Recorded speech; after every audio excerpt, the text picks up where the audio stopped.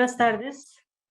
En nombre de la Universidad Nacional, del Instituto de Estudios Latinoamericanos, de la Facultad de Filosofía y Letras y del proyecto 200 años de la Independencia de Centroamérica, me complace muchísimo brindarles un atento saludo a toda nuestra audiencia que se conecta desde diferentes puntos del país e internacionalmente, y a nuestros distinguidos panelistas. La presente es una actividad interuniversitaria coordinada por la Universidad Nacional, en la cual estamos enlazando la participación del Instituto Tecnológico de Costa Rica, que está replicando en sus plataformas sociales esta actividad, y a la Benemérita Universidad Autónoma de Puebla de México. Agradecemos el apoyo de los colegas del Instituto Tecnológico en esta actividad y nos congratulamos con la universidad hermana al estar celebrando el 50 aniversario de su fundación. El tema que nos convoca en esta tarde-noche nos interpela a todos y a todas. Protección del recurso hídrico, experiencias en México y Costa Rica. Me complace muchísimo presentar en este momento a nuestros panelistas. La doctora Rosana Schiaffini Aponte, licenciada en Derecho por la Benemérita Universidad Autónoma de Puebla, máster en Administración Pública y Derecho Económico por el Instituto Superior de Administración Pública de dicha universidad, doctora en Derecho en Tendencias Ambientales por el Instituto Internacional de Derecho del Estado, en la Universidad de Castilla-La Mancha, docente en los posgrados de la Benemérita Universidad Autónoma de Puebla, investigadora y miembro del Sistema Nacional de Investigación Mexicano. En sus publicaciones destacan la educación ambiental como propuesta para recuperar la racionalidad ambiental y el derecho al acceso al agua. Bienvenida, doctora Schiaffini Aponte. Contamos también en el panel. Bienvenida. Contamos también en el panel con la doctora Claudia Charpentier Esquivel, bióloga por la Universidad de Costa Rica, máster en Ecología de Agua Dulce por la Universidad de New Hampshire, doctora en Manejo de Recursos Naturales con énfasis en Educación e Interpretación Ambiental por la Universidad de Idaho. La doctora Charpentier es una muy querida profesora jubilada de la Universidad Nacional, donde se desempeñó como docente, investigadora y extensionista, y además fungió en diversos puestos en la gestión académica. Bienvenida, doctora Claudia Charpentier, a esta que siempre es su casa. Muchas gracias, buenas tardes a todos. Muchas gracias. Nos acompaña también el doctor Cristian Moreira Segura, licenciado en Docencia, máster en Ciencias de la Educación, doctor en Ciencias Naturales para el Desarrollo Sostenible por el Programa Interuniversitario de la Región Mesoamericana, el DOCINADE. Es académico investigador del Instituto Tecnológico de Costa Rica, la sede de San Carlos, en áreas de educación ambiental y también con los equipos interdisciplinarios de administración de los acueductos rurales. Dentro de la obra publicada del doctor Moreira podemos destacar El agua como parte de la cultura de las comunidades rurales, un análisis para la cuenca del río San Carlos y Educación ambiental y protección del recurso hídrico, obra que orgullosamente fue publicada en coedición entre las editoriales del Instituto Tecnológico y nuestra editorial de la Universidad Nacional. Bienvenido, doctor Moreira. Muchas gracias, bienvenidos todos a esta actividad. Muchas gracias. Es un gusto presentar al doctor Jorge Herrera Murillo, nuestro vicerrector de investigación en la Universidad Nacional, especialista en ciencias naturales y ciencias químicas, y además gestor del proyecto de articulación de estas importantes actividades académicas que hemos venido desarrollando y seguiremos desarrollando a lo largo del año, y que es el proyecto 200 años de independencia de Centroamérica. Damos la más cordial bienvenida al señor vicerrector, quien de seguido brindará el mensaje de bienvenida y de apertura de la actividad. Don Jorge, buenas tardes. Muchas gracias, doña Maribel. Muy buenas tardes. Quisiera empezar esta actividad dándole un cordial saludo a nuestros panelistas que hoy nos acompañan, especialmente a la doctora Rosana Schiaffini de la Benemérita Universidad Autónoma de Puebla, a la muy apreciada doctora Claudia Charpentier, profesora jubilada de nuestra institución, y al doctor Cristian Moreira, con quien tuve el gusto de compartir hace muchos años un proyecto de gestión en las asadas de la región Huetar Norte del país, cuando estaba empezando, por cierto, el DOCINADE como plataforma para potenciar esta colaboración entre universidades.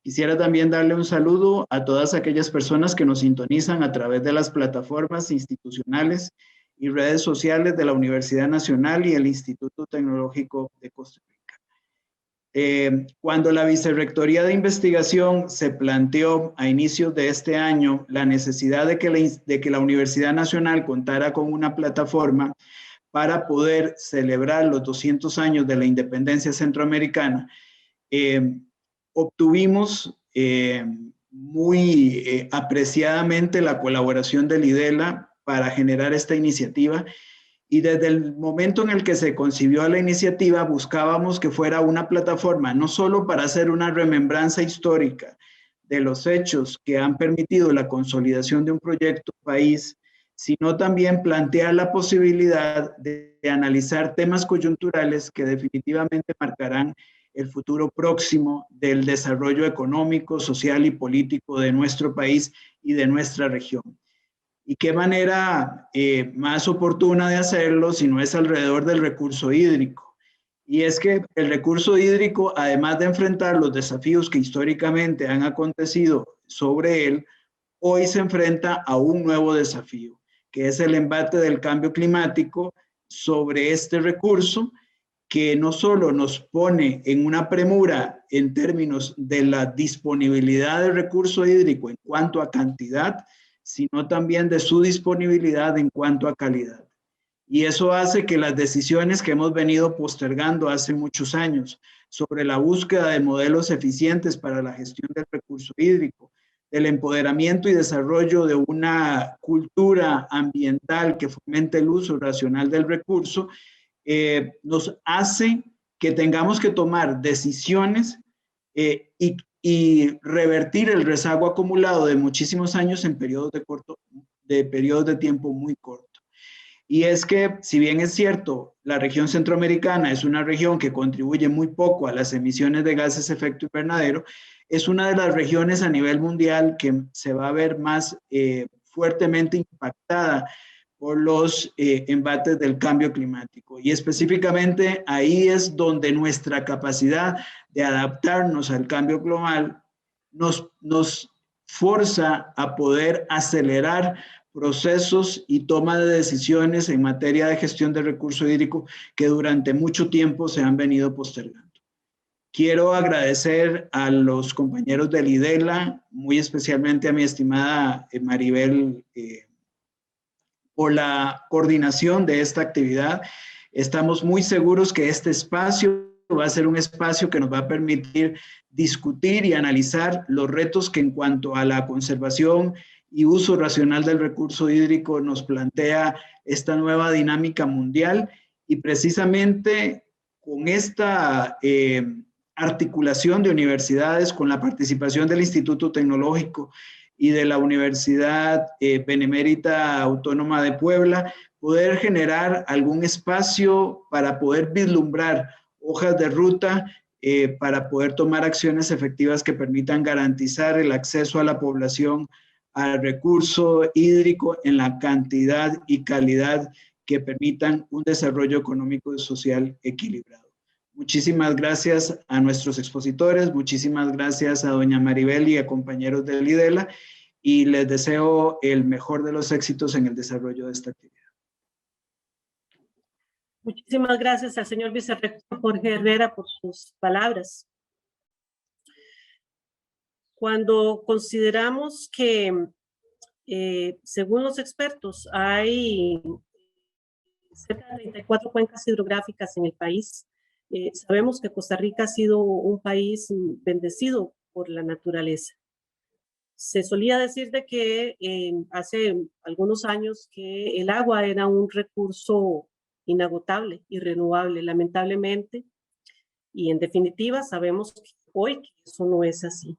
Hay una enorme presión que se posa por los mismos modelos de desarrollo actual sobre la naturaleza en general y sobre la utilización y el consumo de agua en particular. Hay una responsabilidad enorme de todos nosotros como sociedad para la protección y defensa del agua. En el marco de estas actividades conmemorativas del bicentenario de la independencia, esta problemática, esta situación nos interpela en tanto que pensamos cuál va a ser ya no el país, sino la región o el mundo que vamos a heredar a las generaciones futuras. De cara al bicentenario de la independencia, estas reflexiones nos hacen mirar con mayor ahínco hacia el futuro para tomar las decisiones necesarias y urgentes hoy. En este sentido, quisiera en primera instancia dar el uso de la palabra a doña Claudia Charpentier para su mensaje inicial de bienvenida. Doña Claudia. Buenas tardes. Pienso que hemos estado y estamos en un mes que tiene una gran cantidad de celebraciones ambientales. Hoy se celebra el Día de los Océanos, el 5 se celebró el Día Mundial del Medio Ambiente. Son momentos para repensar la forma en que nosotros nos relacionamos con todos estos recursos que nos da la Madre Tierra. Es un momento para que pensemos la huella que estamos dejando. Y hoy vamos a hablar sobre el recurso hídrico, en donde lamentablemente estamos dejando una de las huellas más grandes. Mi generación, que es una generación anterior a la de ustedes, tiene una gran responsabilidad en no haber atendido la situación hídrica en su momento y estarles heredando a ustedes y a las generaciones que vienen detrás de nosotros una situación que va a ser muy difícil. Buenas tardes. Muchas gracias, doña Claudia, por su mensaje. Damos el uso de la palabra al doctor Cristian Moreira para su mensaje de bienvenida. Muchas gracias por el espacio. Sí, es importante recordar que hoy vamos a abordar algunos temas que son comunes para México y Costa Rica y para otras zonas de nuestro preciado planeta. Pero más que ver esa coincidencia y ver esos elementos que son coincidentes independientemente de la latitud donde estemos, lo que queremos es generar más que respuestas, preguntas, y que con esas preguntas seamos capaces, todos los que estemos en esta audiencia, pues de generar de alguna u otra manera un cambio, por grande que sea o por pequeño que sea, es un cambio sumamente importante. Y vamos a darnos por satisfechos si de toda la población que nos escucha el día de hoy, al menos una única persona cambia su forma de actuar y de ver el recurso que, como usted bien lo decía, Maribel, ya no es ese recurso inagotable, sino que ahora estamos en tiempos de escasez y estamos en tiempos de contaminación, y eso nos debe llamar a la reflexión. Muchas gracias a todos y espero que este espacio pues nos invite a esa reflexión. Muchas gracias, doctor Moreira. Damos la palabra a la doctora Schiaffini para su mensaje de bienvenida. Pues muchas gracias, doctora Maribel. Un verdadero honor, un gusto, una satisfacción estar entre ustedes. No solamente por su calidad humana, sino también por la coincidencia en el manejo de estos temas. Ya lo habíamos comentado en una reunión previa. Y cada vez constatamos, ¿verdad?, que son más los lazos que nos unen, que no tenemos grandes diferencias entre los países de México a la Patagonia. Celebro estos espacios, reconozco la labor de IDELA y les expreso mi profunda gratitud. Muchas gracias. Muchísimas gracias. Quisiera tal vez para iniciar esta conversación de hoy formular un par de preguntas para ir poniendo la base de nuestra conversación. Según lo que hemos estado conversando de esta preocupación inminente sobre la protección, la conservación, el uso adecuado del recurso hídrico, y tomando en consideración las diferentes especializaciones, incluso la proveniencia de las universidades, y pues por supuesto que la la proveniencia de nuestra distinguida pasante académica. ¿Cuál ha sido la evolución y las estrategias en la gestión del recurso hídrico en la experiencia de ustedes?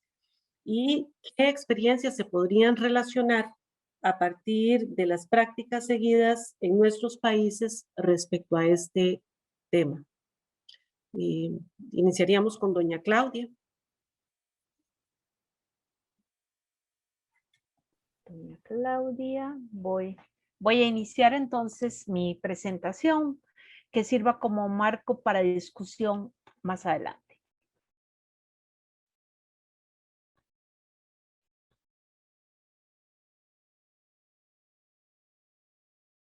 Yo quisiera hablar esta tarde sobre la gestión integrada del recurso hídrico, pero específicamente quisiera hablar sobre las barreras a superar para la gestión integrada del recurso hídrico en Costa Rica. ¿Qué es una barrera? Una barrera es un obstáculo que me impide que yo haga X o Y cosa. Y hoy nos vamos a referir a obstáculos o barreras para trabajar lo que es el recurso hídrico en Costa Rica.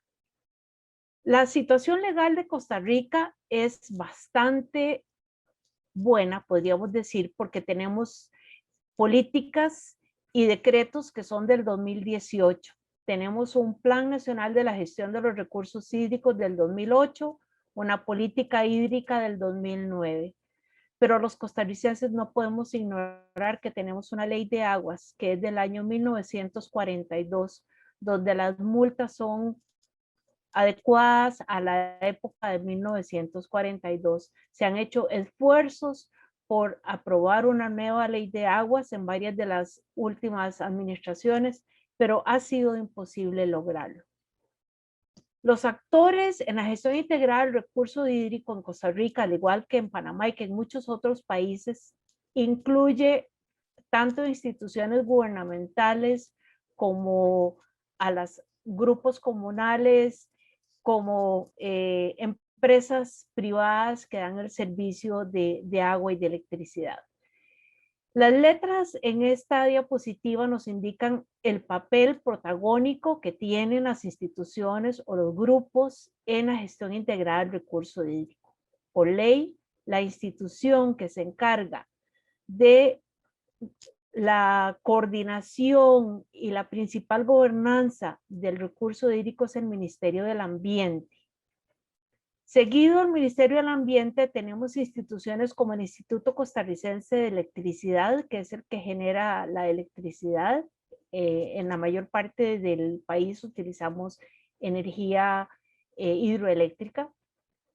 El Instituto Costarricense de Acueductos y Alcantarillados, que como su nombre dice nos da agua potable en muchas de nuestras comunidades.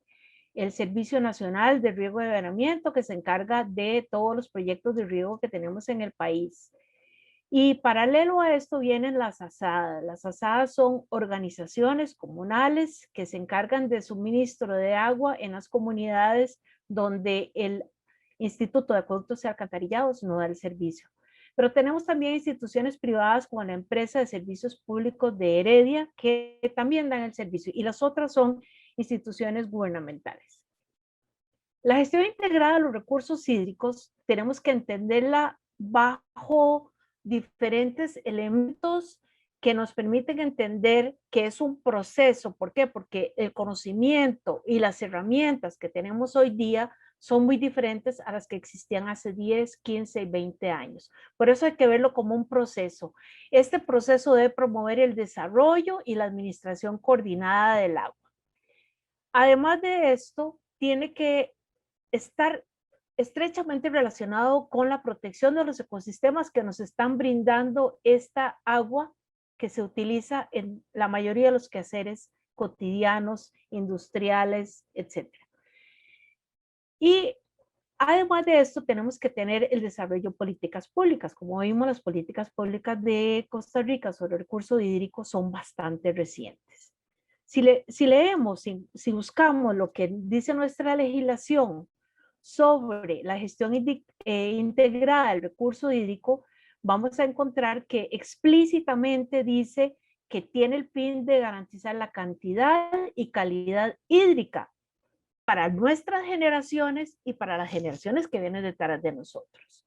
Además, habla de que debe asegurar la sostenibilidad de los ecosistemas naturales que proveen y proveerán la cantidad y calidad de agua. Aquí yo tengo el primer dilema, el primer problema, la primera interrogante que yo me hago, y es que siempre oímos hablar de cantidad y calidad de agua. Muy rara vez escuchamos en los mensajes de las instituciones como acueductos y alcantarillados hablar sobre sostenibilidad de los sistemas naturales o tratar de impulsar paralelamente y con la misma fortaleza la sostenibilidad de los ecosistemas naturales. Habla además en esta legislación de que para evitar conflictos entre los usuarios del recurso hídrico, y lo que más me preocupa son las palabras que usa, orientar las prioridades del gobierno. No, yo creo que tiene que ser definir las prioridades del gobierno y las prácticas de la sociedad son un enfoque de gestión integrado, o sea, tienen que ser cosas más fuertes. Disponer de políticas e instituciones. Bueno, sí, tenemos las políticas y las instituciones, pero no están trabajando bajo una perspectiva ecológica. Tal vez bajo una perspectiva social, económica, pero no ecológica. Y por último, habla de armonizar unas demandas sostenibles y la protección del ambiente con una apropiada gestión del agua. Hay varias cosas que me preocupan de esto, no solamente las palabras, sino el hecho de que no hay indicadores que nos permitan ver dónde se arrancó cuando se aprobó la ley y dónde queremos ir estando a lo largo de los años, 5, 10, 15 años. ¿Cómo sabemos que los gobiernos están trabajando hacia esa gestión integrada del recurso hídrico? De acuerdo a mis estudios y una tesis que hizo un estudiante panameño, tratamos de utilizar una tipificación de barreras o de obstáculos a la gestión integrada del recurso hídrico. Y hablamos de 3 tipos de barreras: barreras conceptuales, barreras actitudinales y barreras de control. Las barreras conceptuales son generalmente las barreras que se originan en la parte de conocimiento. Y en el caso específico de la gestión integrada de los recursos hídricos es una concepción errónea de los alcances y de los objetivos de la gestión integrada de los recursos hídricos. Las barreras actitudinales, y por actitud tenemos que entender, porque a veces en los documentos me encontraba que decía que tenemos que promover la actitud hacia la conservación del recurso hídrico. No, una actitud es una evaluación positiva o negativa de que yo haga algo. Una actitud no es sinónimo de hacer algo. Entonces, en este caso, las barreras actitudinales se refieren a las percepciones de los actores que trabajan en el recurso, con el recurso hídrico, de si esto que vamos a hacer de gestión integrada del recurso hídrico es tan importante como las otras cosas que yo tengo que hacer en mi trabajo y en la distribución de mi tiempo. Y por último, las barreras de control, que son, desde mi perspectiva, las más importantes, porque son las que van a definir si efectivamente, como decía Cristian, al menos una persona hoy decide cambiar la forma en que se relaciona con el recurso hídrico. Las barreras de control es tomar la decisión de seguir haciendo las cosas como siempre las hemos hecho, o por el contrario, cambiar. Y a la hora de que cambiamos, en el caso de la gestión integrada de los recursos hídricos, estamos hablando de no usar cosas que afectan mi desempeño, sino que tratar de ver cómo las superamos. O sea, encontrar las oportunidades, las habilidades y los recursos que nos permitan trabajar efectivamente por la gestión integrada de los recursos hídricos. Veamos algunos ejemplos que yo extraje de la consulta de los instrumentos que tenemos en el país. Entre las barreras conceptuales está el desconocimiento de los fundamentos científicos, como por ejemplo el ciclo del agua. En alguna de las leyes hablan del ciclo social del agua. Perfecto, hablemos de ciclo del agua, ciclo social. Si no entendemos el movimiento que tiene el agua para pasar de un compartimento a otro, para pasar de aguas subterráneas a aguas superficiales al mar, y entender que en este momento la mayoría del agua que cae sobre la tierra, en lugar de permear las capas y llegar a reabastecer las aguas subterráneas, están llegando al mar, pues estamos desconociendo lo que está sucediendo hoy día. Otra barrera conceptual es considerar que hay poca teoría y práctica sobre la gestión integrada de recursos hídricos. Tenemos que trabajar con lo que tenemos y tenemos que identificar a dónde están las debilidades, qué es lo que hace falta. Pero si solo nos escudamos en que no hay suficiente, no vamos a salir adelante. Lo que ustedes planteaban, considerar el agua como un recurso inagotable y un regalo a la naturaleza, porque hay personas, me acuerdo en el trabajo cuando Cristian estaba haciendo su tesis doctoral, que algunas personas consideraban que no había que cobrar el agua, porque el agua nos la da la madre naturaleza. Otra barrera conceptual es centrarse únicamente en cantidad y calidad de agua para abastecimiento humano o para riego, y no en lo que es la conservación de todos los ecosistemas que nos proveen de agua o en la disposición final en el ambiente. Entonces tenemos que, si bien es cierto, se han modificado muchas cosas, ya no vemos las aguas miel del café que llegan a los ríos y se nos descomponían todos los ríos. Estamos viendo avances, pero todavía seguimos impactando y la mayoría del impacto es del uso doméstico del agua. Ya no podemos escudarnos en las industrias y en la agricultura. Otras barreras conceptuales son los programas de investigación y de planificación de recursos hídricos a nivel de cuenca hidrográfica que son insuficientes. Eso lo plantean en los documentos que leímos. Bueno, la necesidad de trabajar a nivel de cuenca hidrográfica está planteado en los documentos de Costa Rica de hace por lo menos 15, 20 años. ¿Por qué no hemos podido llegar a hacerlo? ¿Por qué tenemos ejemplos claros como los que hay con el Reventazón y con el Pirris y no lo hemos podido hacer a nivel de otras cuencas? ¿Qué es lo que está impidiendo? Es necesario revisar deberes y derechos de los usuarios. Muchas veces encontramos de que se demanda cantidad y calidad, pero no vemos ninguna obligación con respecto a mantener márgenes de ríos y de lagos y de nacientes reforestadas, y eso le corresponde a dueños de finca y a las comunidades.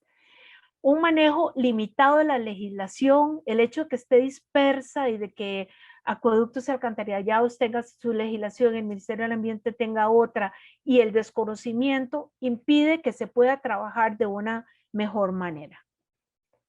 Otras barreras actitudinales fue lo que les había mencionado, no ver la gestión integrada del recurso hídrico como la tarea prioritaria de las personas que trabajan con el recurso hídrico.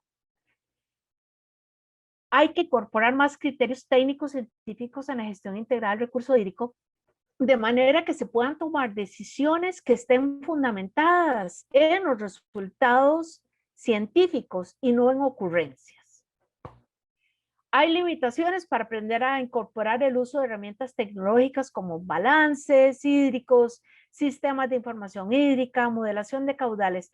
Y hoy día con los programas que tenemos, que ya no es como antes que hacíamos con calculadora los cálculos, ahora podemos ingresar la información y la computadora nos va a ayudar a tener los resultados, nos va a dar gráficos y podemos interpretar y no gastar horas simplemente procesando la información. Entramos a las barreras de control que, como yo les decía, son fundamentales. Yo pienso que si se trabaja atendiendo a las barreras de control, automáticamente estaremos atendiendo las actitudinales y las conceptuales. ¿Por qué? Para que yo pueda hacer muchas de estas cosas, voy a necesitar los conocimientos, voy a necesitar las actitudes, pero sobre todo voy a necesitar empoderarme para poder actuar. Una de las barreras de control más importantes es decir que no tenemos tiempo, no tengo los materiales, mi computadora está muy vieja, la situación legal no es clara, el presupuesto que manejamos es insuficiente. Entonces todo esto hace de que yo me vaya convenciendo que no lo puedo hacer. En lugar de decir con lo que tengo, ¿qué puedo hacer? ¿Cómo puedo establecer alianzas con las universidades, con otras instituciones que pueden tener mejores equipos de computación, etcétera? O sea, ¿cómo tratar de no pensar en negativo, sino que pensar en positivo? Otro de las barreras importantes es que yo no sienta que yo, como funcionario que tengo que trabajar con gestión integral de recursos hídricos, entender que yo tengo que actualizarme, que tengo que mantenerme capacitado al día. Tantos seminarios y tantas cosas a las que se asisten. En realidad, le están dando las herramientas que esta persona necesita para hacer su trabajo, o simplemente está yendo a gastar los fondos institucionales cuando se podrían estar utilizando para una mejor actualización e información de estas personas. Entonces, hay que trabajar con tecnologías, con sistemas de información hídrica, la forma de devolver los resultados a los usuarios. Enfatizo esto muchísimo. Las personas que trabajan en las asadas, por lo general, son personas con muy baja escolaridad. Yo, aquí en mi comunidad donde vivo, tenemos una asada en donde las personas tienen baja escolaridad. Si los resultados no se devuelven de manera que estas personas puedan entenderlos e interpretarlos, sencillamente nunca los van a utilizar. Existe una insuficiente coordinación entre los actores, entre instituciones y los usuarios. O sea, si el MINAE es el órgano rector, el MINAE tiene que preocuparse por trabajar coordinadamente con los demás y por velar que los demás también estén cumpliendo su trabajo. Si no, no vamos a lograr la gestión integrada de los recursos hídricos. Yo me di a la tarea de consultar a varias asadas. Yo estoy viviendo en Puriscal, que es una zona rural de Costa Rica. La asada de mi comunidad es una asada pequeña que abastece a 50 viviendas. Creo que ahora tal vez más, como 75 viviendas podemos tener aquí, o sea, es relativamente pequeña. Y quien tiene que ayudar y actualizar a las asadas es el Instituto Costarricense de Acueductos y Alcantarillados. Yo les pregunté a ellos qué tan cerca trabajaban con acueductos y alcantarillados, qué tanto les ayudaban, cómo estaban promoviendo la conservación del recurso hídrico, y ellos me dijeron que el apoyo era muy limitado. Le consulté a una de las asadas, que es la de las asadas estrellas de Puriscal, porque se han preocupado montones por comprar terrenos, por reforestar, por tener sus viveros, por repartir árboles entre las comunidades vecinas, y me dijeron exactamente lo mismo. O sea, si una institución como Acueductos y Alcantarillados no está ayudando a la gente de las asadas, no está cumpliendo su trabajo. Y entonces ahí es donde el MINAE tiene que ejercer su control. Hay insuficiente utilización de los datos ofrecidos por estudios científicos. Cristian, yo creo que tiene información que puede compartir con las autoridades de acueductos y alcantarillados y con otras, para tratar de ver cómo se coordina y cómo se puede favorecer más la divulgación de los resultados obtenidos en estudios científicos. Considero que hay una insuficiente revisión y aprobación de instrumentos técnicos para la eficiente gestión integrada de los recursos hídricos. Muchas de las barreras que yo encontré en la revisión de los documentos de Costa Rica y en las consultas que hice son semejantes a las que encontró Luis Escalante en Panamá. O sea que no estamos solos en esta situación. Eso me permite concluir de que, si bien es cierto, hay esfuerzos en la legislación costarricense respecto a la gestión integrada de los recursos hídricos y que hay muchas experiencias a nivel comunal, si no se hacen serios esfuerzos para que los funcionarios encargados de la gestión integrada del recurso hídrico superen las barreras u obstáculos que les impiden hacer un trabajo adecuado, vamos a seguir igual. O sea, vamos a seguir con las leyes, con las políticas, y sencillamente no estamos llegando a donde necesitamos para esta gestión integrada. Además, si no se hace de esta manera, el lograr compartir conocimientos, habilidades y destrezas con usuarios, dígase asadas o dígase empresas de servicios públicos de Heredia, otros que no son de las instituciones gubernamentales, tampoco se va a lograr. Entonces, si bien es cierto, estoy esperanzada en que esto salga adelante y como les decía, hay cuencas en donde se están haciendo trabajos maravillosos, como la cuenca de Reventación y del río Pirris, en la mayor parte del país necesitamos hacer una revisión y ponernos de acuerdo en que vamos por este camino y qué es lo que vamos a hacer. Muchas gracias, buenas tardes.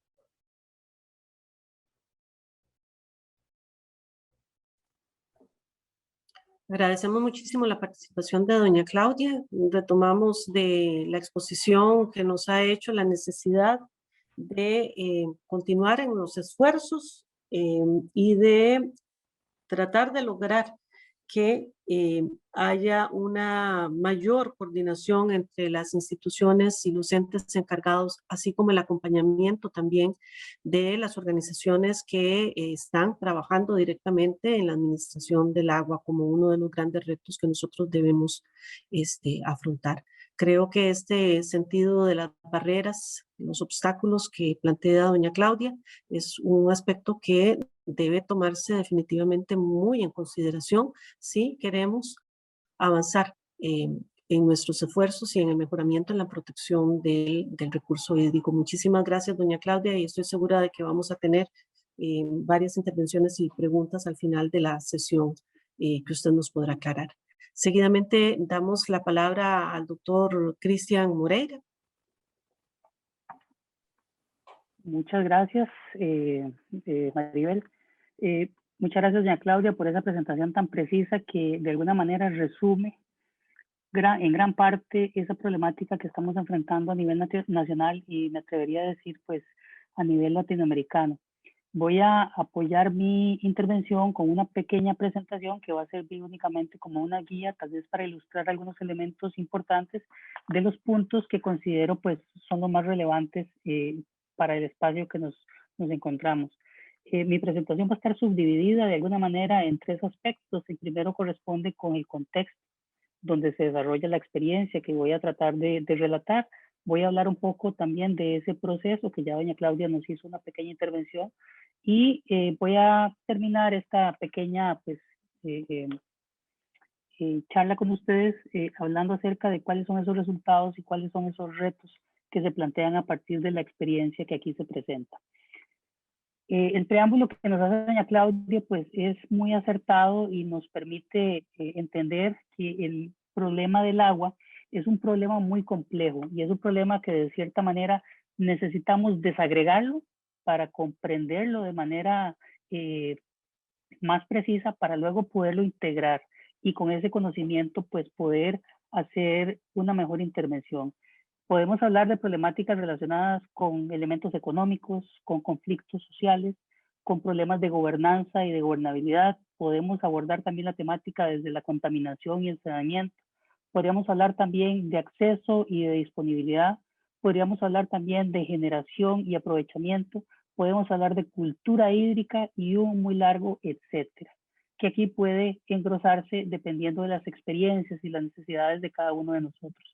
En este sentido, pues yo hago esta pequeña diferenciación para ubicar en ese contexto que la experiencia y la contribución que voy a hacer va ligada directamente a lo que tiene que ver con la cultura hídrica. En ese sentido, pues esta variedad que tiene la problemática ha sido muy bien relatada, pues con esa celebración que recién pasó, que es el Día Mundial del Agua, donde desde el año 1994 venimos celebrando diferentes temáticas que se relacionan directamente con esa problemática relacionada con el agua. Vemos cómo vamos desde un inicio con cuidar de nuestros recursos hídricos, que es cosa de todos, hasta algo más específico como lo que estamos celebrando este año, que es Valoremos el Agua. Muy a propósito de todo este asunto pandémico, donde el acceso a esa agua se vuelve vital, no solamente para la salud, sino también para la vida, como me gusta a mí mencionarlo y en una de las láminas me voy a referir a esto. Esto nos da una idea, nos da una pincelada de la complejidad que tiene el problema hídrico y que esa complejidad requiere un abordaje también complejo que puede ser seccionado y puede ser abordado de manera precisa como decía anteriormente, para luego ser integrado y que tenga un impacto más directo. En este sentido, nosotros en un proceso sistemático de investigación abordamos la temática de los casos de los acueductos rurales, las ASADs, que es el nombre corto que se tiene. Vamos a definirlos como acueductos rurales por si tenemos poblaciones de otros lugares. Eso nos genera problemas en Argentina cuando hablamos de las ASADs, ¿verdad?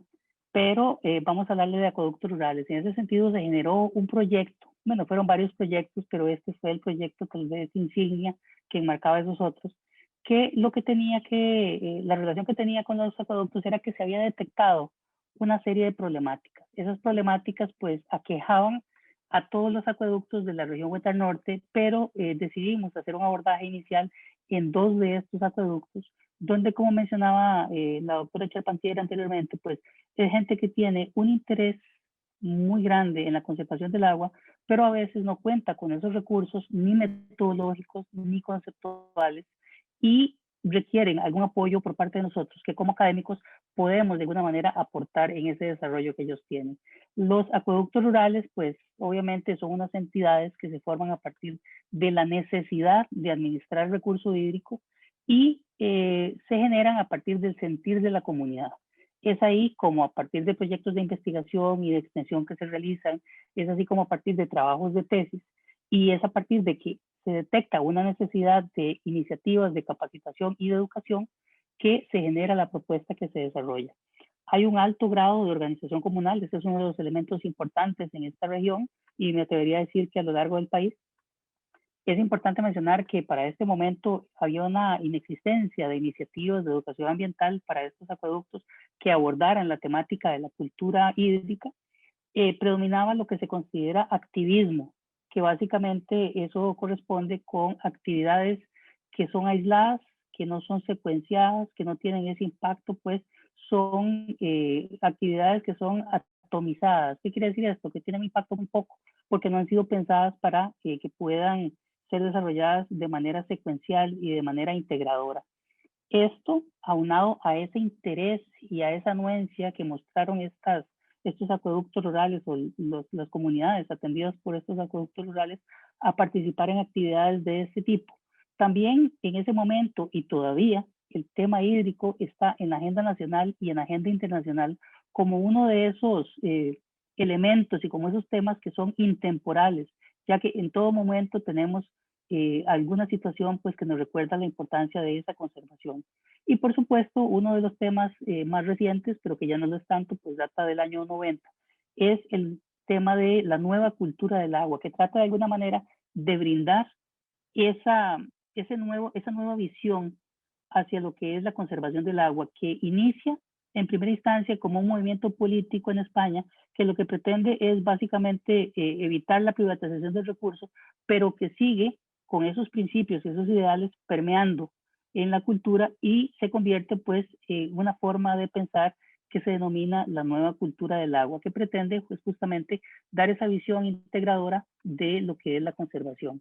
En este sentido, pues iniciamos con un proceso de sensibilización donde utilizando diferentes medios tecnológicos y diferentes metodologías participativas, tratamos de alguna manera de iniciar con ese proceso con las comunidades, donde no habían tenido tal vez ese acercamiento por parte de una universidad con un fin claro que era llevar una capacitación, pero trascender un poco más en lo que tiene que ver con la educación ambiental y la creación de esa cultura hídrica.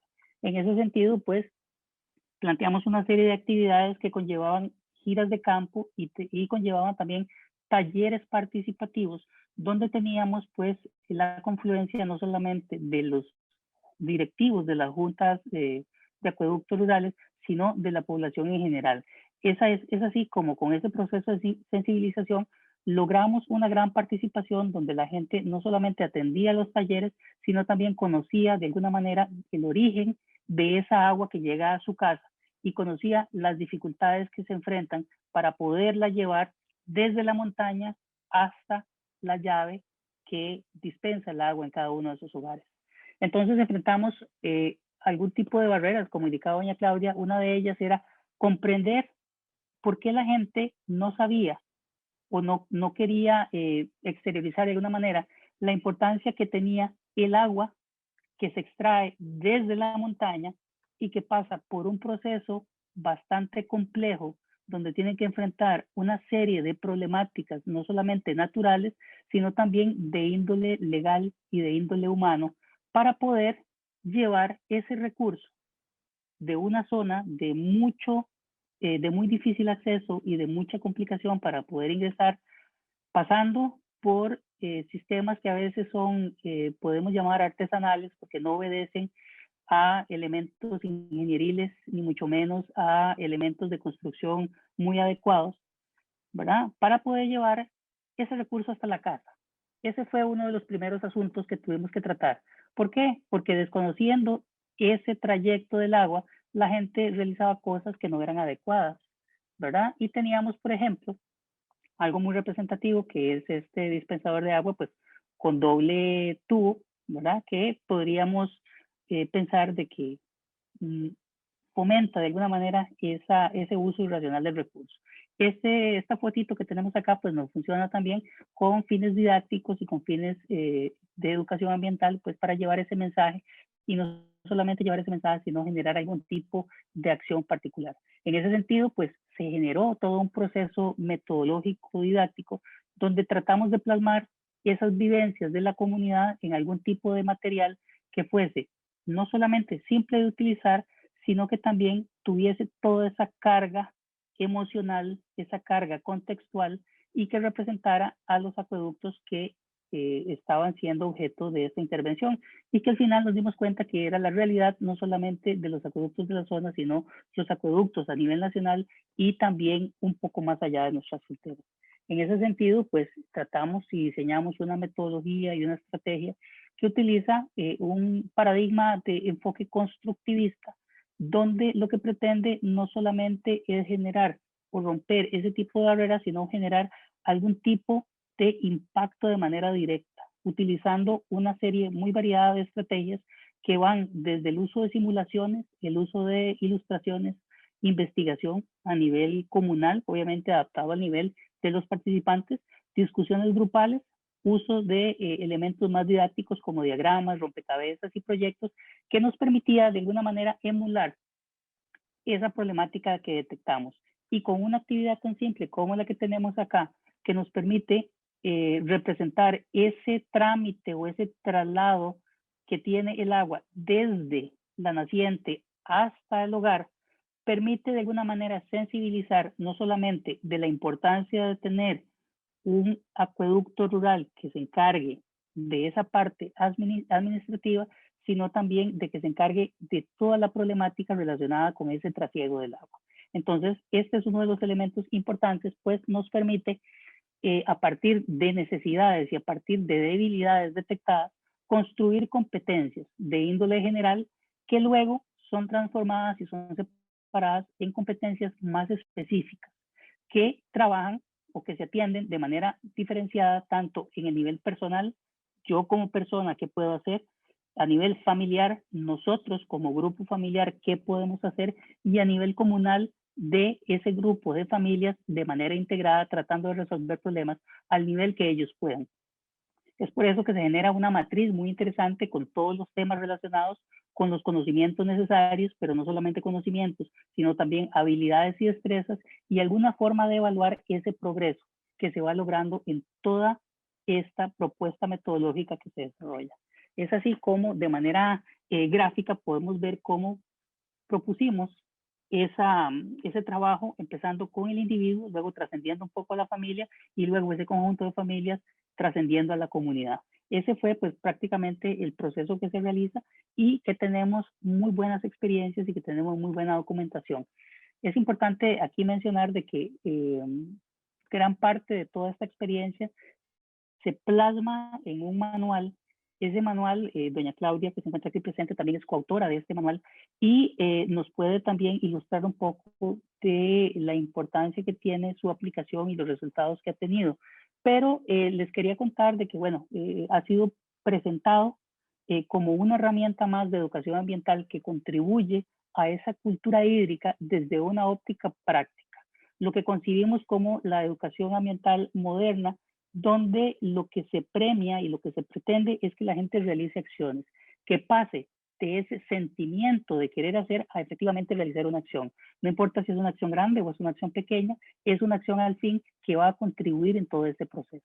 Entonces, este es el gran aporte que de alguna manera estamos generando y que estamos socializando, pues para que tengan un recurso que ha sido pensado desde la teoría, pero tiene una implicación práctica y tiene una aplicación inmediata, pues está diseñado con un lenguaje muy simple, un lenguaje muy sencillo y con instrucciones muy claras para que todo aquel que esté interesado en estos temas de cultura hídrica y de educación ambiental, pues tenga una herramienta de fácil acceso.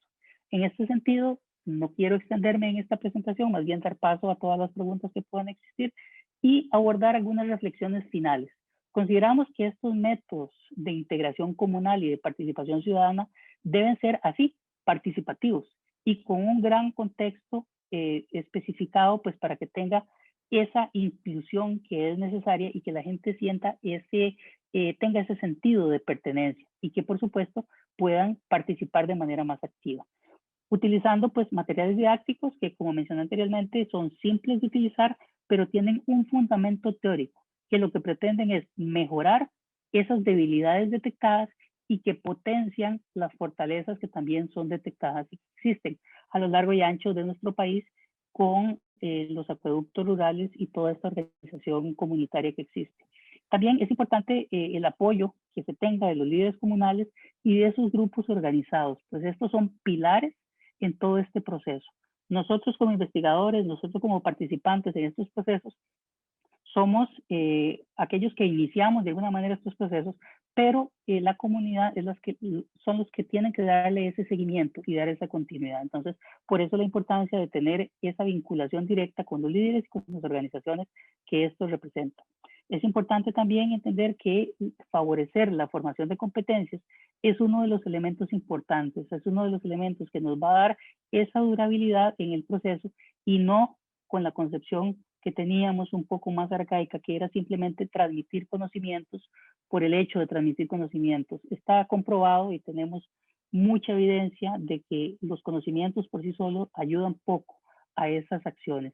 Tiene que ser un triunvirato muy interesante que implique ese saber que tiene la gente, esos conocimientos, tiene que implicar también ese saber hacer que incluye las habilidades y las destrezas que se generan y por supuesto ese saber ser que va relacionado con esas actitudes, con esas disposiciones, con esos valores que mencionábamos anteriormente y esos tres elementos pues están reflejados en lo que es y se concibe didácticamente como una competencia.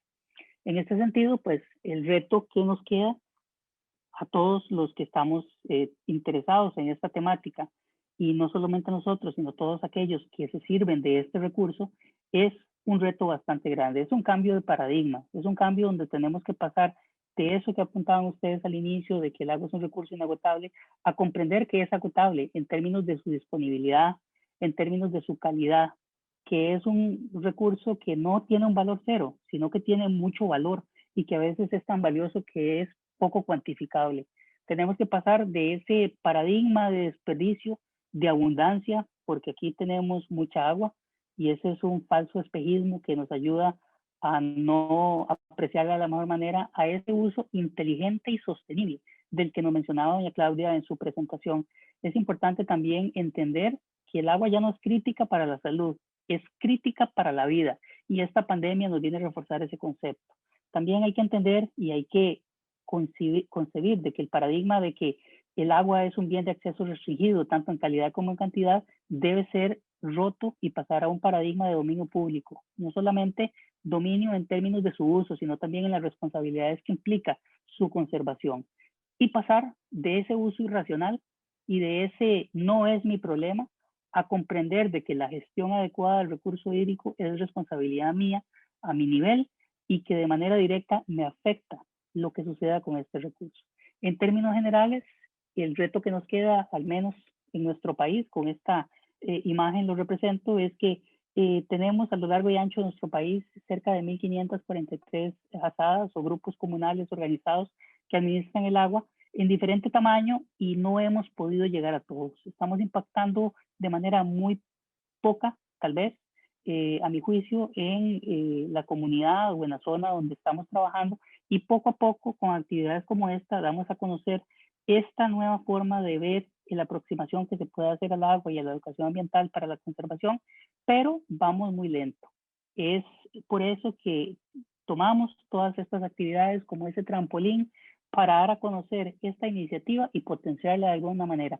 En paralelo estamos haciendo pues los contactos ya con el ente regulador, que es Acueductos y Alcantarillados, pues para llevar de manera más estructurada esta información, pero ahí vamos rompiendo algunas de esas barreras que nos hablaba doña Claudia y problemas que tenemos y que mencionamos anteriormente en términos de gobernanza y gobernabilidad del recurso, pues para llevar estas iniciativas. Cierro mi presentación con esta reflexión y abro el espacio para esas consultas, más bien que puedan tener con respecto a lo que hemos expresado acá. Nuevamente agradecerles por la participación, nuevamente instarlos a que seamos parte de ese cambio y que podamos de alguna manera revertir esa situación tan negativa que nos aqueja. Muchas gracias y buenas tardes. Muchísimas gracias, don Cristian. Don Cristian en su presentación nos introducía brevemente a uno de los entes operadores del esquema nacional que tal vez es la cadena más vulnerable de este eslabón, que son las asadas entendidas como estos comités rurales que se encargan de proveer servicios de abastecimiento de agua para uso y consumo humano en comunidades o en pequeñas poblaciones en donde no le es rentable a otros entes operadores poder hacer una intervención. Es importante comunicarle o enterar a la gente que nos sintoniza hoy en esta actividad que tal vez las asadas como entes operadores de recursos hídricos son estructuras democráticas muy bonitas en donde la operación se hace a partir de la participación comunitaria y en donde tal vez tenemos los retos más grandes, porque por ejemplo, mientras que operadores institucionales como el AIA, la empresa de servicios públicos, logran niveles de potabilidad cercanos al 98, 99%, en las asadas tenemos niveles de potabilidad que rondan entre el 75 y el 77%. Y son instancias, son entes operadores que históricamente han sido abandonados por la mayoría de las instituciones y que esfuerzos como los que realiza Cristian para poder desarrollar estrategias de educación ambiental que permita la sensibilidad de la población y los actores comunales involucrados, sin duda son estrategias importantísimas para el fortalecimiento de la gestión del recurso a este nivel.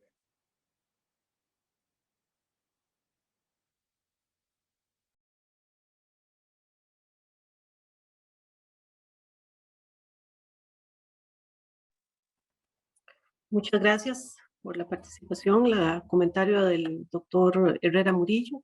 Seguidamente damos el pase a la doctora Rosana Schiaffini para su presentación del día de hoy. Muchas gracias, doctora Maribel. Pues les decía, yo me congratulo de estar entre ustedes, de contar con su presencia cuando compartimos el tiempo, que es un recurso natural no renovable, el más valioso de todos, y en un tema tan importante, un tema vital como es el recurso hídrico, creo que lo tenemos muy bien aprovechados.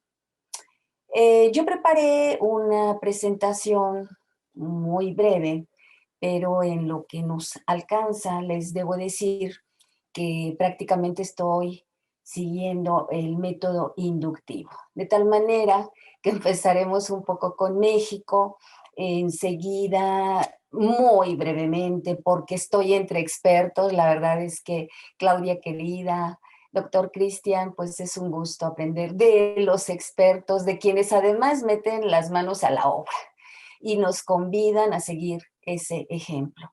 De suyo, pues creo que ya desde ahí puedo identificar esa ruptura epistemológica de solo teorizar y siguiendo un poco el pensamiento de Albert Einstein, recordar, ¿verdad?, que es una locura pretender resultados diferentes si seguimos haciendo las cosas de la misma forma. Y es que cada vez los recursos naturales en general, no solo el hídrico, pues son más finitos, diríamos. En México, fíjense que en materia de planeación, porque ambos ya nos dieron las bases fundamentales, las premisas para continuar con este tema.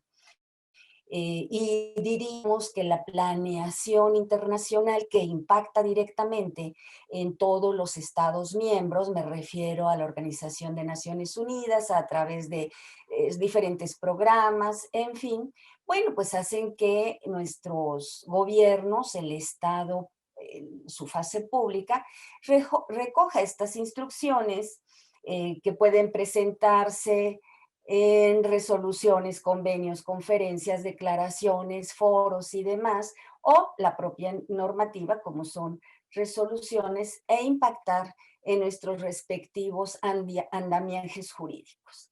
De tal manera que México tiene un programa nacional hídrico que se ocupa, fíjense, de la administración pública, lo pone como prioridad. Los retos, pues es una estrategia ante necesidades, ante el crecimiento y el desarrollo nacional. Yo que encontré en la planeación de Costa Rica, ya lo había dicho Claudia, el Plan Nacional de Gestión Integrada de los Recursos Hidráulicos. ¿Qué encuentro ahí? Pues una visión de Estado. Fíjense, cuando nos habla de una gestión integrada, pues entonces le está dando un enfoque sistémico a este tema que, como todos los recursos naturales, pues es complejo. Pero me encantó cuando continúa este documento costarricense y habla del aprovechamiento sostenible. He aquí la palabra mágica, ¿verdad? Ya está integrando esa visión, a diferencia del Plan Nacional Hídrico Mexicano. Y regreso a México. Me encuentro con el Consejo Técnico del Agua en Amexit, que la verdad resulta muy interesante y lo voy a dejar para más adelantito porque creo que ahí podríamos aprovechar nosotros los académicos alguno de estos puntos. Pero si ustedes identifican en la parte de México, su planeación es cuantitativa. Es decir, tenemos mucha demanda, muy poca oferta. En el caso costarricense, hay ese enfoque, decía yo, de desarrollo sustentable y de ahí nos dirige a lo que son las políticas nacionales y toca de desarrollo económico, bienestar social y respeto al ambiente. ¿Y qué creen que me recordó? Pues me recuerda el artículo 3º de Educación mexicano, el 3º artículo constitucional, que es el que maneja el concepto de democracia. Y nos dice que la democracia no solamente es un régimen político o una infraestructura jurídica, sino un sistema de vida para el constante mejoramiento económico, social y cultural del pueblo. Entonces yo encuentro esa identificación, no así en los documentos puramente hídricos. Posteriormente, vamos de México a Costa Rica, ¿verdad? Regresamos a México y después de los planes siguen los programas. Tenemos, por ejemplo, el programa de tratamiento de aguas residuales. Fíjense a la diferencia, ¿verdad? Dirigido a los municipios en México, tan solo en Puebla, que es de donde yo vengo, son 217 municipios. Ahí quedarían muy bien las asadas, Cristian, ¿verdad? Ese trabajo comunitario en el que nos podríamos vincular los universitarios. Yo he propuesto en estos temas de planeación que si cada instituto de estudios superiores, en Puebla hay más de 217 institutos de estudios superiores y universidades. Si nos hiciéramos cargo de un municipio, ofertaríamos nuestro conocimiento ante la necesidad de esos municipios. Entonces decía, ¿qué programas tiene México? Programa de tratamientos de aguas residuales, programa de agua potable, alcantarillado y saneamiento, que lo que pretende es ampliar la cobertura, calidad, protección de fuentes de abastecimiento y planes de seguridad del agua. El programa permanente de protección ecológica a estados costeros, el Programa Nacional de Reservas de Agua en México, ese sí me gustó, es la norma mexicana, la NOM, ¿verdad? de caudal ecológico. Esto pues ya está muy rebasado, pues es del 2012. Y otro programa que con esto cerraría, porque ya saben que los abogados padecemos una hiperactividad legislativa y que no es garantía de que las cosas se hagan bien, ¿verdad?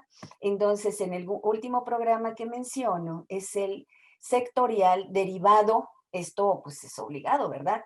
Del Plan Nacional de Desarrollo 2019-2024.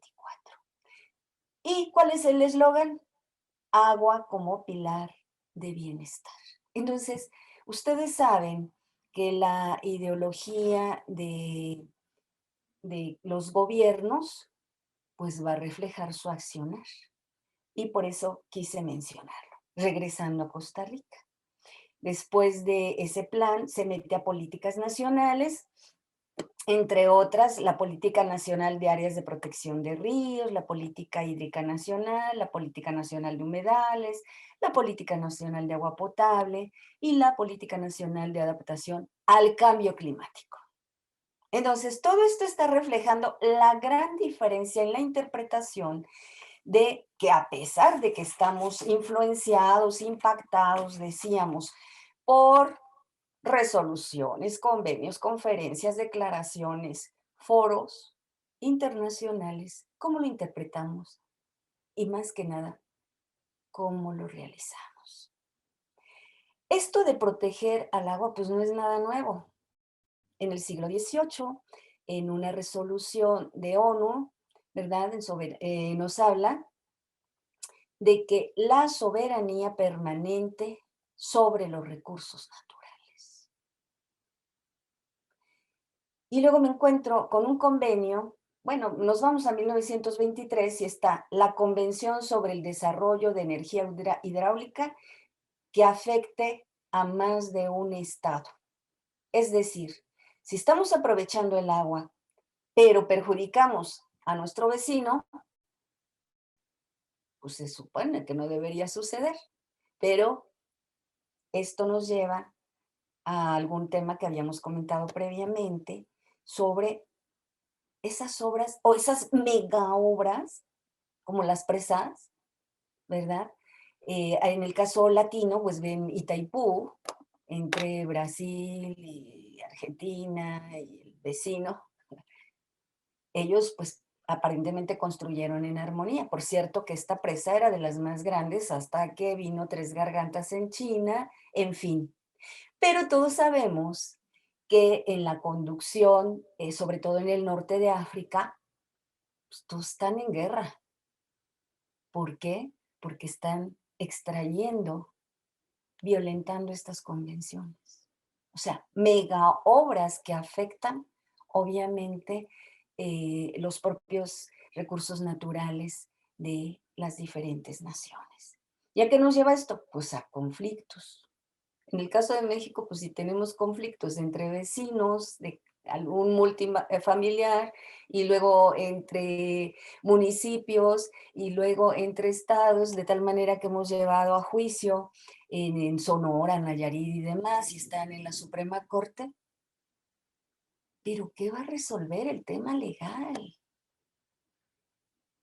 Muy poco. ¿Qué va a resolver la educación ambiental? Pues todo. ¿Qué va a resolver elevar la conciencia? Pues todo. O sea, porque podemos tener un principio de equidad intergeneracional, ¿verdad? Es decir, tomar lo que requerimos, pero pensando en las generaciones venideras. Sí, pero si nuestra educación no es tal, pues vamos a seguir comportándonos como depredadores.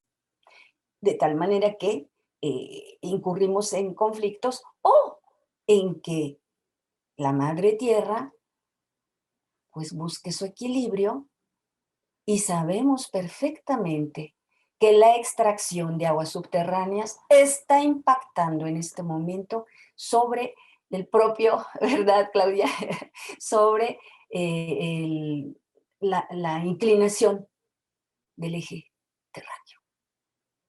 O sea, ¿Qué estamos haciendo entonces? Repitiendo conductas anticientíficas, antisociales, depredadoras y demás. Y nosotros, como académicos, pues ahí es donde, en el caso nuestro, pues compartimos ese compromiso y esa deuda, ese adeudo social. Claudia, tú decías, tu generación queda mucho a deber. Yo creo que somos todos los habitantes de este hogar común en la medida en que nuestro comportamiento sea irracional en el uso de del agua o en cualquier otro. Tenemos, por ejemplo, ya la Declaración de Dublín sobre agua y desarrollo sostenible, donde nos habla que el aprovechamiento y gestión del agua eh, como planteamiento de participación de usuarios. Los planificadores, los responsables de decisiones, la participación de la mujer y el valor y bien económico del agua. Otra declaración, pues la de Estocolmo, sobre el medio ambiente humano. Pues creo que eso es lo que buscaríamos ser, ¿verdad? Para preservar recursos naturales y, como decía, hacer posible este principio de equidad intergeneracional. Otra declaración, pues la de Nueva Delhi, donde nos habla de agua potable, eliminación de desechos y que deben ser el eje de la gestión integrada de los recursos hídricos. Insisto, normas hay muchas, a nivel internacional, a nivel nacional, a nivel doméstico, pero ¿cómo lo hacemos efectiva? ¿Por qué no se cumple la norma?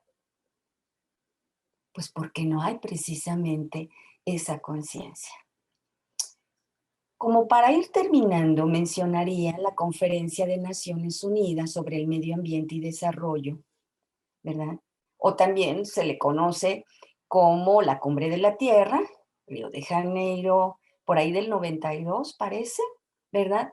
Donde los principios de cooperación, agua y economía, participación en agua potable y saneamiento, asentamientos humanos, producción alimentaria y cambio climático, pues ya estaban ahí desde el 92. Para el 2002 y 12 y nos encontramos a 30 años de. Y hace énfasis sobre asentamientos humanos y desarrollo sostenible. Y así vamos de cumbre en cumbre, de conferencia en conferencia, de declaración en declaración. Sí, pero nuestra realidad, por ejemplo, el caso mexicano es que, ¿qué creen? Les decía, aparte del conflicto entre vecinos o de multifamiliares y demás, Puebla, por ejemplo, de donde yo vengo, Ciudad de México, pues fue trazada en una zona en la que no hay agua. Y vivimos en el absurdo, porque para que llegue agua a Ciudad de México, es eso tan poético y bonito que nos mostraba Cristian, de que se ve el origen del agua. Pues no es cierto, porque nuestra agua llega, pues casi por cisternas, vivimos al tandeo, y esa es una problemática en la que nos vamos a reflejar todos, ¿eh? No les deseo ningún mal a los ticos, que ya ven, siempre les reconozco que la marca tica la valoro más yo que ustedes mismos, pero sí debemos ocuparnos del tema, porque pues al ser tan ricos, pues lo desperdician. ¿Por qué no van pensando mejor en ese tema de la bursatilización que tocamos en otro momento? ¿Por qué no van pensando precisamente en esas plantas tratadoras o en que yo creo que han hecho las cosas muy bien hasta ahora, pero hay que prepararse para lo que viene? Y según todos los estudios serios, bueno, pues esto no rebasa la década. Y yo los veo todavía muy confiados en precisamente su riqueza natural, no solamente hídrica. Y es lo bonito de estos encuentros, ¿verdad? A diferencia, como decía, de esas cumbres en las que nuestros representantes van y comprometen todo, pero bueno, que finalmente pues no se cumple. Y quisiera dejarlos precisamente con esa reflexión. Yo me llevo mucho de esta tarde, Yo me llevo, por ejemplo, pues lo que significa asadas, ¿verdad? Porque diría Cristian, bueno, pues piensa uno en otra cosa, muy, muy diferente. Claudia, me has alimentado mucho con esas barreras, ¿verdad? De tipo conceptual o actitudinal o de control. ¿Y sabes qué? Yo agregaría en la de control, pues al propio derecho, porque no hay que, hay que recordar que la ley es un medio de control social. O sea, no está para impulsar el desarrollo, está para controlar a su sociedad. Y por otro lado, pues no hay que perder de vista que este es un problema complejo, ¿verdad? Que valoremos el agua, pues está muy bien puesto, pero valoremos, ¿saben? Me recordó una propuesta de alguno de mis alumnos de licenciatura, ni siquiera del posgrado en ciencias ambientales, donde yo pongo siempre dos líneas de investigación. Una es convivencia pacífica, la otra es educación ambiental. Me sorprendió mucho un grupo, porque también fomento el trabajo en equipos, y le puso a su trabajo Aguas México. Aguas, o sea, sí, pero es alerta, ¿no? De cuando en otras épocas, pues lo que se votaba eran aguas, pero de otro origen, pero que era, tomen conciencia. Bueno, pues efectivamente en un eslogan tan pequeño, Aguas México, y yo diría, no en el grado que nosotros estamos, pero pues aguas, ticos, porque pues este es un problema mundial y créanme que según estudios serios, bueno, pues el impacto, ¿verdad? No tarda ni una década, está pronosticado a 5 años. Entonces, pues como decíamos al principio, si seguimos haciendo las cosas de la misma forma, pues obtendremos los mismos resultados. Por tanto, pues creo que hay que ir cambiándole. Y bueno, algo súper rescatable. Esa reforestación, pues nos recuerda que el binomio agua-árbol, pues son precisamente esa dualidad que nos permite la recarga de esos mantos freáticos, ¿verdad? Aquí también, pues induzcamos a las investigaciones, sobre todo del IDELA, vamos a comprometer a Maribel en ese menú de líneas de investigación para darle un tratamiento científico a esta problemática, ¿verdad? También los científicos sociales, bueno, y Claudia sí está del otro lado de los científicos reconocidos, serios, ¿verdad? Pero tenemos que aportar. Y recordemos que vamos transitando día a día de lo ordinario a lo extraordinario, de lo cotidiano a lo científico. Y creo que con esto acabo porque mi material nunca me alcanzó. Muchísimas gracias, doctora Rosana Schiaffini, por su presentación, por la plática y por el aguas también. Correcto. Creo que nos quedamos también con algunas ideas claves del agua como bien económico, como bien social, como derecho humano. Y el impacto en este sentido del principio de equidad y de la gestión integrada del recurso, ¿verdad? Y de la protección y de la conservación.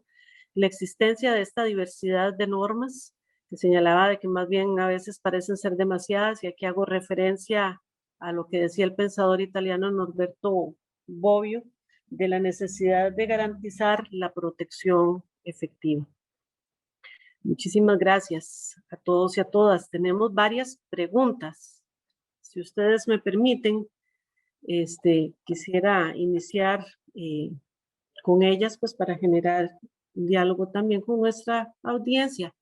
Tenemos a Hermes Campos, estudiante de la Escuela de Historia y internacionalista también. Señala, de acuerdo con los planteamientos de las personas exponentes, ¿cuáles son los principales desafíos que identifican ustedes para Costa Rica a un mundo globalizado donde la obsesión por el consumo de cosas termina ocasionando un profundo desastre para nuestros ríos? ¿A quién le gustaría referirse? Gracias. Yo creo que está obligado que nuestros expertos contesten, pero yo solamente intervengo por un minuto. México, por su situación geográfica, pues es vecino de la potencia económica, ya no la más grande, ¿verdad? Los chinos ya lo destronaron, pero aún así, para México, pues no podemos cambiar de vecinos. Si pudiéramos elegir, segurito o nos acercábamos con ustedes o veíamos la forma de acomodarnos. Eso no es posible. Y quiero decirles que si la población no participa, no se informa, van a llegar al momento en que nosotros nos encontramos. Por ahí del 2002, 2006, yo empecé a observar un fenómeno que ahora les comparto. El gobierno estadounidense reclamaba al gobierno mexicano, por esas épocas Vicente Fox, quien declaraba que su gobierno era un gobierno de empresarios para los empresarios. O sea, nada más un poquito para contextualizar. También por esa época se invade Irak en nombre de los derechos humanos. De suyo, el primer misil es lanzado del rancho de Fox porque se había unido George Bush, ¿verdad? Y de ahí da la orden para lanzar ese misil. Pero en lo que nos atañe a nosotros, mexicanos, tercermundistas, subdesarrollados, porque conforme a las reglas del eurocentrismo, ese es el juego, ¿verdad? Pues, ¿qué creen? Voy viendo en titulares de periódicos, notas igual por internet, notas en la radio, en fin, que el gobierno estadounidense estaba reclamando al gobierno mexicano el pago de los 2 últimos quinquenios de agua.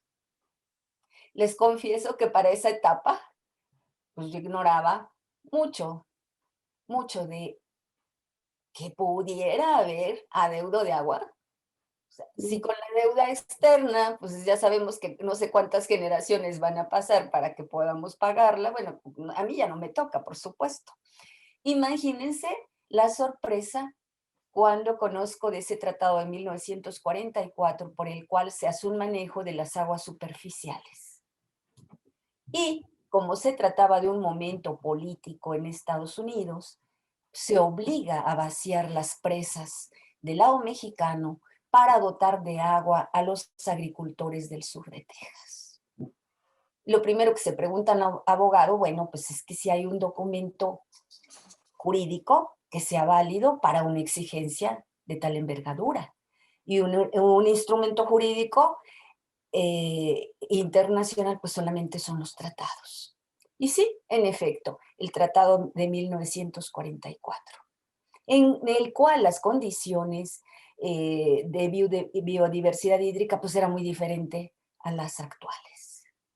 Cada vez las crisis de agua se agudizan a tal grado que nos llevan al estrés hídrico y a la escasez de agua en el mundo.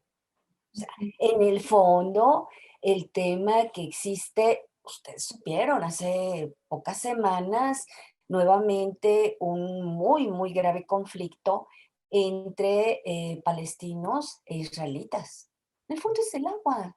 Yo tuve la suerte de estar en el único manantial de agua dulce que existe del lado israelita. Y ellos con tecnología, con inteligencia, pues lo consideran un tema de seguridad nacional e internacional. Y que han hecho pues un tratamiento científico de tal manera que padeciendo por no tener agua, pues son los amos de la irrigación en el mundo y de los sistemas de irrigación. Entonces, ¿por qué no cambiar? Diríamos, pues lo digo más por el caso mexicano, y ser proactivos, darle tratamiento científico a estos temas. O sea, la paz no puede existir ante una carencia, en este caso, del vital líquido. Pero sí les dejo esta inquietud. No, siempre a donde voy aprovecho para comentar, ¿verdad?, sobre este conflicto binacional México-Estados Unidos en torno al agua y que yo lo proponía en su momento, era mi hipótesis central, si hay un sistema de planeación adecuado, que en la protección del agua debe existir este sistema de planeación. Todos los instrumentos que he mencionado esta tarde son parte de ese andamiaje de planeación. Bueno, pues nuestras condiciones de cientificidad, de riqueza, de subdesarrollo, pues son precisamente las que nos pueden condenar a seguir dominados por ideologías dominantes, a seguir entregando nuestros recursos, sea por la ley, como en ese caso, ¿no? Que Fox vació las presas y a través de un acta de la Comisión Internacional de Límites y Aguas, pues hasta quedamos debiéndoles y cosas por el estilo. Para defender nuestra soberanía, nuestros recursos naturales, hay que conocer primero, hay que estar informados y difundir precisamente este conocimiento. Y creo, insisto, que los académicos estamos obligados. Ahora sí, prometo callarme, Maribel. Muchas gracias. No, muchísimas gracias. Es que perdí momentáneamente la comunicación. Van a disculpar. Tengo a alguien, no tengo la identificación, con manita levantada. Creo que soy yo. Huawei P Smart 2019. Correcto. ¿Quién es yo? Miguel Calderón Quesada. Ya, don Miguel Calderón, qué gusto. Por favor, adelante con Igualmente. su pregunta. Bueno, era como tipo pregunta y también tipo participación, porque bueno, estuve escuchando a los exponentes, muy buenos, muchísimas gracias por estas exposiciones, pero creo que vale la pena recalcar, y lo acaba de decir la profesora justamente, ¿verdad? También, que todos estos tratados, por ejemplo, la Declaración de Dublín, New York, todas estas que existen en protección del recurso hídrico, nacen desde el status quo dominante, ¿verdad? Entonces tienen ciertos objetivos y persiguen ciertas dinámicas.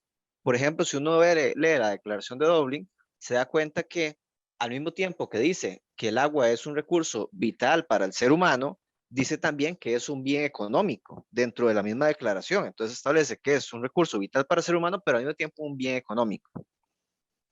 ¿Por qué? Porque abre ciertos portillos para la privatización del recurso, ¿verdad? Y sabemos que también dentro de algunas de las ideologías de la economía ambiental, que no suele ser tan solidaria como el nombre lo plantearía, también se habla muchas veces de que, bueno, de que el agua no se protege como se debe, ¿verdad? Que para proteger el agua hay que privatizarla, hay que cobrar mucho por ella, y eso genera un asunto muy quisquilloso con respecto a la desigualdad social y económica que existe, ¿verdad? ¿Cómo es que le vas a poner un precio muy alto, dizque para conservarlo, a un bien que es esencial y que es vital para poder subsistir dentro de la raza humana, ¿verdad? Para que los humanos podamos subsistir, por así decirlo. Y vemos casos como Chile, donde el agua ya está privatizada y que se amparan muchas veces en motivos de cuidar el recurso, pero todo lo que sucede es que la gente de clases bajas no tiene acceso a ese recurso y tiene que usar aguas residuales de otros lugares para bañarse. El agua que se consume es mínima y está afectando su salud, entre otras cosas. Entonces es cuidarla para quién, ¿verdad? La pregunta que muchas veces deberíamos de hacernos. Yo siempre le digo a la gente, está muy bien cerrar el tubo mientras me lavo los dientes, está muy bien ir a sembrar los árboles a la orilla del río, pero también debemos de hacer la acción política para evitar situaciones como esta que contó la compañera sobre Vicente Fox, ¿verdad? O sea, que el día de mañana el agua que cuidamos los ticos pertenezca a los ticos, ¿verdad? ¿Qué pasa si el día de mañana nosotros la cuidamos, llega un presidente o con todo un conjunto y dice, no, privaticémosla para cuidar el recurso basado en que estos mismos principios nos hablan de que es un bien económico y que la misma economía ambiental nos habla de que para que la gente que lo valore tiene que ser cobrado altamente, y al final lo que hacemos es privarnos a nosotros mismos del derecho a tener este recurso, ¿verdad? El derecho a tener agua, por disque conservarlo. Entonces hay que ver muchas veces que el discurso viene a conservarlo, pero conservarlo ¿para quién? ¿Es para nosotros? ¿Es para ciertas élites que se busca conservar este recurso? Porque el día de mañana simplemente lo privatizan y nuestra misma policía, como se hace actualmente, pues estaría defendiéndolo para que no se violente la propiedad privada que podría verse, ¿verdad? Entonces, estos casos nos invitan mucho a reflexionar de que aunque estas herramientas nos pueden ayudar, también tenemos que empezar a generar nuevas herramientas, herramientas que van a enfocar que este recurso, si bien hay que cuidarlo, pertenezca y sea siempre de acceso humano, ¿verdad? Con un precio asequible al cual podamos accesar todos y todas. Porque no se vale, como lo hacen varios sectores de la economía ambiental actualmente, decir, bueno, no, quien pueda utilizar el recurso, que el recurso es un recurso muy rico, muy vital, entonces más bien hay que protegerlo mucho. Y sabemos que Deutsche Bank y otros bancos ya están hablando de que Centroamérica realmente no valora el agua como es, de que ya en Wall Street se metió el agua de varios estados, ¿verdad? Al mercado especulativo. ¿Cómo nos pondría eso a nosotros en un futuro? En bastantes condiciones de desventaja y que además ya se está volteando la mirada hacia ver cómo se privatiza este recurso del cual, dicho por ese mismo banco, no se le está sacando el beneficio económico que se debería. O sea, y estas palabras nos deben de alertar hacia dónde se está moviendo el mercado, ¿verdad? Entonces, que tenemos que proteger recursos, sí, muy bien, pero también tenemos que asegurarnos de que siga siendo de nosotros. Muchas Correcto. gracias. Muchas gracias, Miguel, por su participación. Le daría tal vez a don Cristian, que ha estado trabajando con las asadas, y puede referirse brevemente al señalamiento del compañero Calderón para ir Muchas gracias. cerrando también. Muy amable por la pregunta. Esa pregunta pues da pie para otra actividad de este calibre, ¿verdad? Y con el mismo tiempo y tal vez con muchas más intervenciones, porque esa pregunta que usted hace y esa temática pues tiene muchas aristas. Aquí, bueno, ahí les puse en el chat un documental que es importante ver en algún momento que habla justamente de esa aproximación mercantilista que se hace del agua, que se llama El agua en la mira de los tiburones financieros, que es producido por la televisión alemana. Es muy interesante, dura cerca de 40 minutos y nos habla de eso, de que la visión que tienen algunos banqueros, como ellos lo llaman, es que el recurso no se está cuidando y por tal razón hay que darle un valor para que sea más apreciado y que entonces la gente lo cuide sí porque sí. O sea, eso es simplemente una reducción mercantilista de algo que no debe ser mercantilista. ¿Qué es lo que sucede aquí? Bueno, antes me preguntaba alguien por la cultura del agua. La cultura del agua surge como un movimiento social y muchas de las conquistas que se han tenido en diferentes niveles son a partir de esa conquista social y a partir de ese movimiento de base que genera ese cambio presionado o razonado, depende como uno lo quiera ver, sobre esas políticas que inciden de manera directa, en este caso en el recurso hídrico, ¿verdad? Razón de eso es que tengamos una política, perdón, una ley de agua que data del año 42, Sí. ¿verdad? Y que han habido varios intentos en la Asamblea Legislativa de modificarla y ampliarla y no ha llegado a un buen puerto. ¿Esto por qué? Porque obviamente hay intereses comerciales y las multas que se pagan por el mal uso que se hace del agua son ridículas. Entonces yo creo que, digamos, este tipo de foros, este tipo de actividades, este tipo de discusiones, más allá de las que, de la queja de que no se está haciendo nada, nos debe, como usted lo decía, invitar a esa reflexión y a que tomemos tal vez ese grupo de personas que estamos inconformes con esta situación y que hagamos algo. Eso es pasar de la inconformidad y de la emoción a una acción puntual. Eso es básicamente lo que mucha gente ha hecho a nivel nacional cuando les están truncando el derecho al agua. Sardinal es un ejemplo de eso, ¿verdad? Donde ellos han cortado de manera directa ese tipo de intervenciones. Yo no estoy diciendo que aquí que tengamos que tomar la ley por nuestras manos, pero sí a veces nosotros los académicos nos quedamos únicamente en la queja, en el periódico de más circulación nacional, en el artículo científico y no pasamos de ahí. Es por eso que cosas como estas, donde vamos a las comunidades y escuchamos a las personas y los orientamos, básicamente estamos aportando en ese grano de arena, ¿verdad? Cuando hablamos de los acueductos rurales tenemos una gran discusión donde el ente gobernante, que es de acueductos y alcantarillados, en algún momento estaba solicitando la firma de un convenio de sucesión para los acueductos rurales y muchos de ellos se opusieron a esa firma y afrontaron todas las consecuencias que eso implica, ¿verdad? Entonces yo creo que a veces efectivamente tenemos que arrollarnos las mangas y de alguna manera pues tomar acción en esas cosas que a veces no son no sé, tan académicas, pero sí van a tener algún tipo de impacto. Yo siento que como lo promulga la nueva cultura del agua, ir a las bases, ir a esa base de la pirámide que puede generar ese cambio, es lo que a veces podemos relacionar. Los estudiantes normalmente son grupos muy organizados que se acuerpan pues para sus luchas propias y para obtener no sé, sus beneficios o lo que ellos consideran que es importante. Yo creo que este podría ser una lucha más que podamos acuerpar y tal vez desde la academia darle ese soporte técnico y ese soporte más razonado pues para que tenga un impacto. Cuando discutimos sobre estas cosas siempre vamos a tener esa discusión. Es un asunto legal, es un asunto político, ¿a quién le toca empezar? Bueno, el que me toca empezar es a mí, no hay más. El que tiene que poner esa bola a rodar soy yo. ¿Cómo? De la forma que yo considere. Aquí tenemos representados muchos profesionales de diversas áreas y cada uno está aportando al recurso hídrico y a su mejora desde su ángulo. Algunos desde la parte política, de la parte legislativa, otros de la parte química, de la parte de análisis, otros de la parte de definición social, otros de la parte educativa, pero nos falta todavía mucho. Como yo inicié mi exposición, pues las aristas son muchas y los problemas son muy variados. Tenemos que agruparnos los que estamos interesados en esto pues para tener un impacto. Y no, llamarlos a que ustedes también se agrupen y que busquen estos espacios pues para generar esas sinergias, que es lo único que vamos a poder tener pues para enfrentar ese enemigo intangible que se llama la economía. Muchísimas gracias. Nos quedan algunas preguntas pendientes, sin embargo ya estamos también sobre el tiempo. Más bien sugeriría, yo retomaría las preguntas y pues trataríamos de hacer un foro ya digamos offline, pues para continuar con este diálogo. Agradecería muchísimo la participación de todos ustedes en esta sesión de hoy. Nuestro cariño y nuestro agradecimiento a los panelistas y le cedería más bien la palabra a nuestro vicerrector de investigación pues para que realice las palabras finales de la actividad. Tú, Jorge. Creo que las presentaciones realizadas hoy por nuestros panelistas nos pusieron este abordaje en dos dimensiones. Doña Claudia nos introducía el tema a una escala más de gobernanza. Ella nos planteaba la necesidad de poder contar con un esquema que no solo se preocupe por la disponibilidad en cuanto a cantidad y a calidad, sino también por el entorno ecológico en el cual se encuentra inmerso el recurso hídrico. Nos planteaba también la necesidad de poder contar con instrumentos que nos permitan tener una adecuada planificación y sistemas de información que nos permitan orientar la mejor toma de decisiones.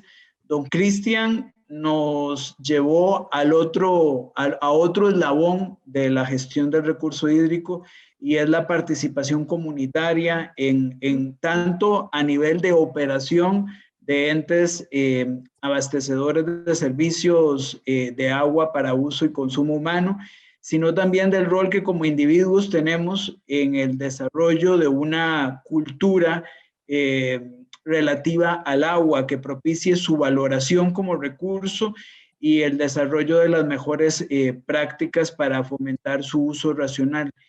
Y doña Rosana nos hizo con muy buen tino una reflexión en el sentido de que nos indicó que no solo es necesario contar con un excelente marco normativo, sino que también es la importancia de generar conciencia sobre el rol que nosotros jugamos como individuos, la necesidad de hacer un uso racional de los recursos y la necesidad de poder hacer una valoración adecuada del recurso hídrico como un recurso natural agotable. Quisiera en nombre de la Vicerrectoría de Investigación, en nombre del IDELA y de la Universidad Nacional y del Instituto Tecnológico, agradecer a todas las personas que nos siguieron esta transmisión el día de hoy, desearles a todos muy buenas noches y muchísimas gracias. Muchas gracias a todos. Feliz noche. Gracias, buenas noches. Gracias. Gracias, buenas noches.